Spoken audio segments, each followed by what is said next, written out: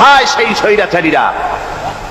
কোথায় সেই দুর্বিনীত অহংকারী স্বৈরাচার যারা আমার জমিনের উপরে, আমার মানুষের উপরে রাজত্ব চালিয়েছে? তারা আজকে কোথায়? কোথায় সেই অহংকারীরা? আল্লাহ পাক সেদিন যে বলবেন, সেদিন তো বলবেন, কিন্তু দুনিয়ার মাঝেও স্বৈরাচার যারা, অহংকারী যারা, তাদের শাস্তি পৃথিবীর বুকেও দেন, আর সেদিন তো দিবেনি।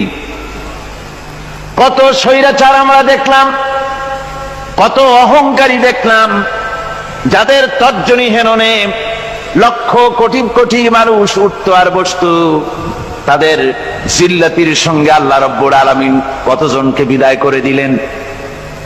ফুলের মালা নিয়ে কুলাতে পারে নাই, পা থেকে শুরু করে গলা পর্যন্ত ফুলের মালা দিয়া ডুবাই দিল ভক্তরা।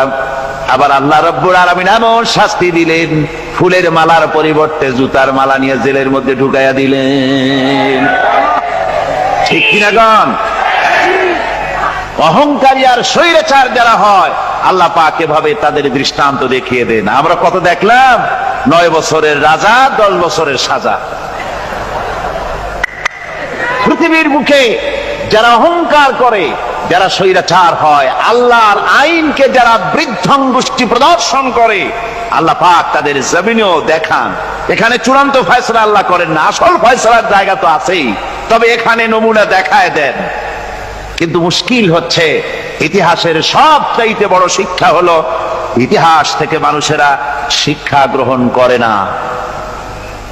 একজনে যে কাম করে বিপদে পড়ে, আর একজন এসে আবার সেই পথেই অগ্রসর হয় নিশ্চিত মৃত্যুর পথে।